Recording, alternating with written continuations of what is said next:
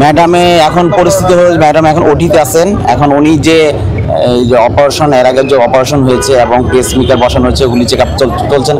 আলহামদুলিল্লাহ উনি হালকা পাল্টা কথা বলতে পারতেছেন, গতকালকে থেকে এখন হালকা পাল্টা কথা বলতে পারতেছেন, আলহামদুলিল্লাহ বলতে পারি আমরা।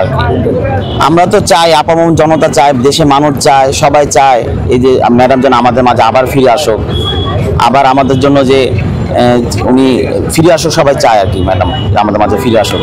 আমাদের ভারপ্রাপ্ত চেয়ারম্যান জনাব তারেক রহমান গতকালকে আপনি দেখেছেন বলেছেন যে উনি দেশে ফিরার বিষয়ে উনি অবগত করেছেন, যে উনি ওই ধরনের চিন্তা ভাবনা করেই, যেহেতু মা অসুস্থ উনি তো অবশ্যই ওনার মন কাঁদে দেশে আসার জন্য, উনি চিন্তা ভাবনা করেই আসবেন আর কি। জোবাইদা রহমান ভাবি আসবেন শুনতে পেলাম, উনি শিগগিরই চলে আসবেন এবং ভাইয়াও আসবেন আর কি। শক্তিশালী তো এখনই আছে, অবশ্যই শক্তিশালী হবে এটা আশা করি। আমাদের দেশনেত্রী বেগম খালেদা জিয়া আমাদের আপামর জনতার প্রতীক, আমাদের আস্থাস্থল।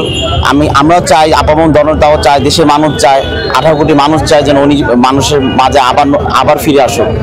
গতকালকে যে বিষয়গুলি হলো, যে সামাজিক যোগাযোগ মাধ্যমের সহ মিডিয়াগুলিতে যে প্রচারণা হয়েছে, অনেক অসুস্থ, গতকালকে একটু খারাপ পরিস্থিতি ছিল, এখন আপাতত নিয়ে আলহামদুলিল্লাহ ভালো। আমি দেখে এসেছি, আলহামদুলিল্লাহ ভালো আর কি। আমি দূর থেকে দেখেছি, না কথা বলি নাই। উনি যারা দেখেছে তাদের কাছে শুনেছি যে উনি হালকা পাতা কথা বলতে পারে। নেতাকর্মীদের সাথে ওইভাবে দেখা হয় না, ওনার যে পারিবারিক লোকজন আছে তাদের কাছ থেকে জানতে পেরেছি উনি কথা বলছেন আর কি এখন।